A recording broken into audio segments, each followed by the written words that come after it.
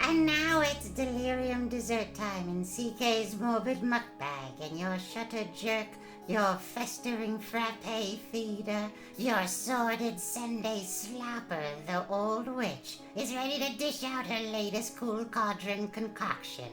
A delightfully enjoyable tale of evil embroidery and creepy crocheting and nauseating knitting, which I call Accidents and Old Lace. The still night outside the boarding house was suddenly shattered by the sickening impact of 2 tons of metal and rubber and glass and flesh meeting a solid wall of brick and concrete. The painful squealing of brakes preceding the crash still echoed into the night as the roomers poured out onto the porch and down the wooden steps. Eric Holbein joined them as they rushed to the mass of twisted fenders and pulverized windows, torn muscles and shattered bone, and thick blood that oozed from the wreck and pooled like a scarlet lake upon the cold sidewalk. Eric Holbein stood behind the 3 old ladies that shared the huge room next door to his. He watched with satisfaction as their mouths dropped open dumbly and their eyes glazed in horror and the color drained from their aged and wrinkled faces as they beheld the death scene, and Eric Holbein smiled.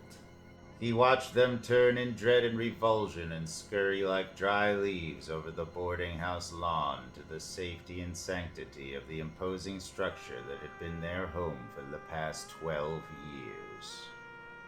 And he knew that soon he would have another fabulous tapestry to sell to his friend Milton, a tapestry woven feverishly by 3 pairs of gnarled and nervous hands, guided by 3 pairs of milky, bloodshot eyes that had looked upon the horror of violent, accidental death. As the hastily summoned ambulance streamed up to the crash scene in its useless mercy trip, Eric Holbein eased himself into a rickety porch rocker and thought back to the beginning of all this, to that very first day he'd come to the boarding house. Of course, Mr. Holbein. I have a very nice room vacant. 15 a week. With meals. I'll take it, Mrs. Carter. Eric had been an art dealer back in New York. He'd had a small gallery, but it had never been very successful. The artists that had come to him with their canvases and sculpturings had not been too good.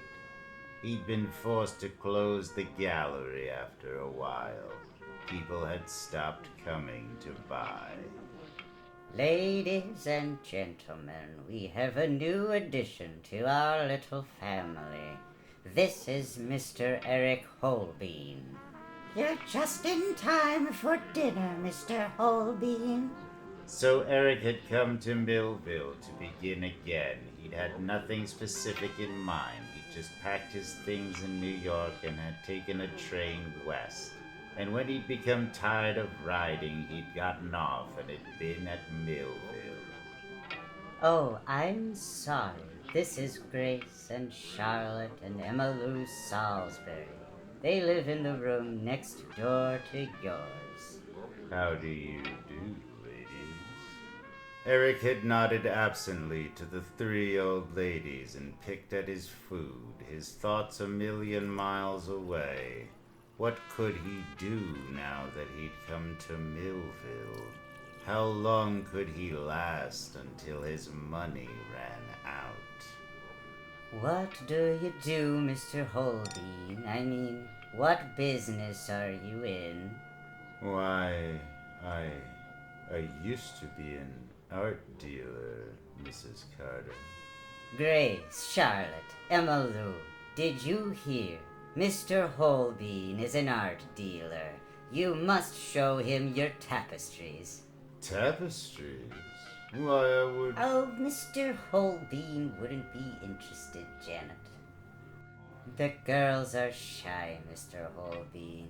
They weave wonderful tapestries. After dinner, you must see them. I'd be delighted. He'd agreed to look at the Salisbury sisters' work merely as a concession to avoid insulting them. And the one they'd shown him had been just what he'd expected. It's very pretty, fine craftsmanship, good color. Is it worth anything, Mr. Holbein? But then he'd spied the tapestry that had been rolled up and almost hidden from view, and he'd absently taken it out of the closet and spread it open. I really can't say, Mrs. Carter. Tapestries like that are... Who made this? Grace? Oh, dear. The Salisbury sisters had snatched the tapestry from Eric and rolled it up again, apologizing. This one's not a very good example of our work. No good at all. We intended to destroy it. No. But the brief view he'd had of it had been enough. Eric Holbein had waited all his life for that moment. When did you make that one? That one is good. That tapestry is a work of art, an expression of sheer genius. This? This one? Sheepishly, the sisters had unrolled the tapestry again. Eric's heart had raced in his chest. His eyes had moved slowly over the minute stitches, the dreary somber colors, the emotional swirling composition. He'd reached out as in a dream and touched his dream, and his dream had been real. This is art. This is good. We made that when Mr. Golden was killed. Remember, girls? Yes, that's it. I remember. He was hit by a car. Down by the corner, we saw the whole thing. It was awful. The blood, the twisted body. Poor Mr. Golden. We made this that very night. Yes, that was the beginning of it. Eric had taken the tapestry to New York to an art dealer friend of his, just to check on his own judgment. This is good, Eric. Who did it? Can you get more? Excellent. Such expression, such emotion. How much is it worth, Milton? I'll give you $500 for it. And if I can get more for you? I'm sure I'll be able to sell them to this party I have in mind. I'll buy all you can get, if they're as good as this one. For $500 each. It's a deal, Milton. Write out a check, and I'll be back soon with others. So Eric had gone back and told the sisters. $50? Oh dear, that's an awful lot of money. And this is all for us? I had to fight for it, but he finally gave in. And he wants more. More? But we have no more like that. We made others, but we destroyed them. Oh no. Then you've got to make them over. We couldn't. We wouldn't be inspired. Inspired? We make tapestries like that only after we've seen a violent accidental death. The one we made after Father died was our first. He fell beneath the wheels of a train. And we made 6 after that. Mr. Golden's was our latest. We destroyed the others. Then if I could rush you to the scene of an accidental death, you'd be inspired, right? If we saw the body. And the blood. It had been maddening. Eric had had to buy a radio with a police wavelength band. He sat night after night in his room, listening. Car 23, car 23, go to North and Main. Bad accident, 1 dead, 2 hurt. Car 23, go to... Charlotte, Grace, Emma Lou, hurry, it's right nearby. When one of those few and far between calls had come in, he'd rush the old gals to the spot. More often than not, they'd arrived too late. Oh, the body's covered up. We can't see. What if I just uncover this? Stand back, you. But there'd been those fortunate times when they'd arrived before the police. The sisters had gawked and gasped, and Eric had known he'd have his tapestry by morning. Well, it's about time. My dough was running out. 3 times $450 had gone into Eric's pocket, while the sisters had received but 1/9 that amount. 30, 40, 50. There you are. Oh, Mr. Holbein, you're so good to us.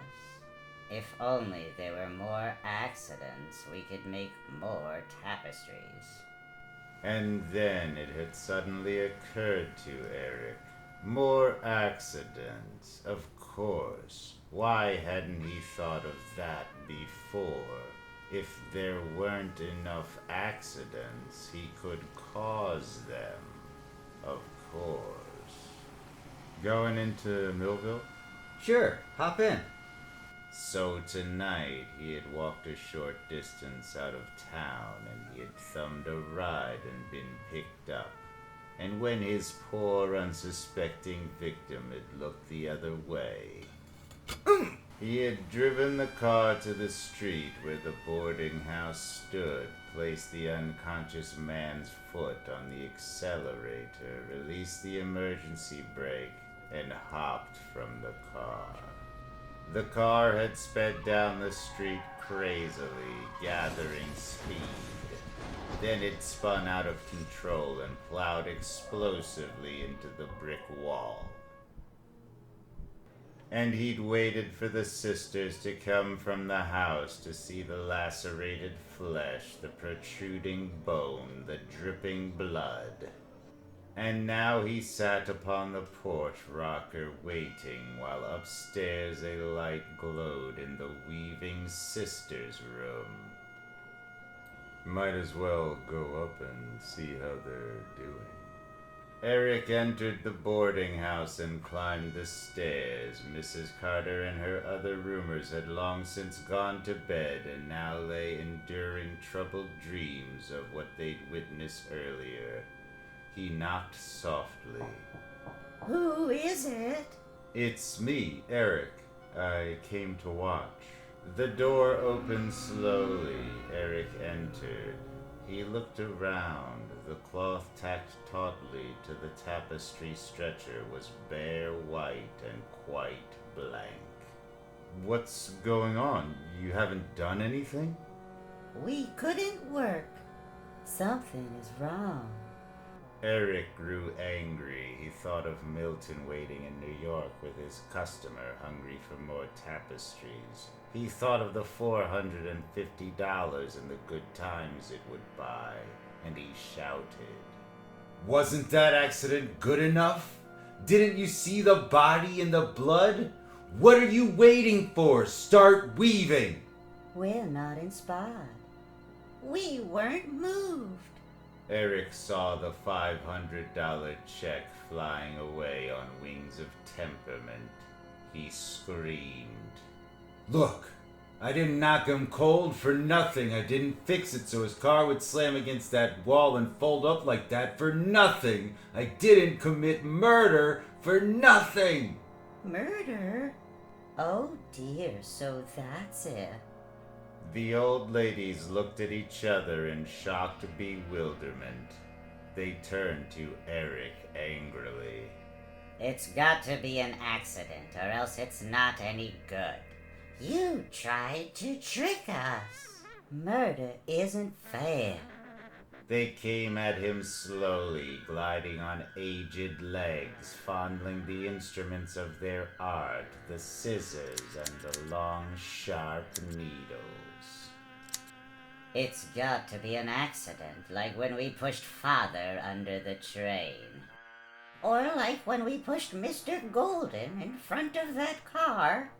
Or the others we so cleverly managed while you were listening to your stupid little radio. They stood over him like the three witches in Macbeth, over the living, writhing cauldron. It can't be murder. It's got to be a violent accident. Like what is gonna happen to you. Mrs. Carter and her roomers tossed in their troubled sleeps, but never heard the muffled screams that came from the weaving sisters' room. Never heard the snipping of their scissors, the clicking of their needles, their giggles of satisfaction. Pretty, Emmalou, pretty. And when Eric's friend Milton stepped forward in his gallery to greet the three kindly-looking old ladies who entered with their long round package, he never dreamed of the horrors they were capable of weaving. Not until they unrolled their latest tapestry of crocheted veins and embroidered arteries and sewn muscles and tendons and fingernails and hair and tacked down eyeballs and ears and strung up bones and cartilage. It was a work of art, all right. It was Eric Holby all over.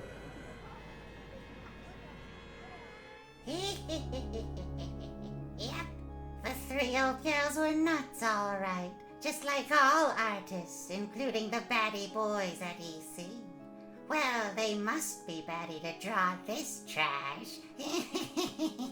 And talking about crazy people, this winds up CK's mag, which you bought. And anybody who buys this nauseating nonsense must be as bad off as the creeps who draw it. Well, I gotta go now. I gotta leave my idiot editors back to their padded cells. See you next in the Vault of Horror. Bye now.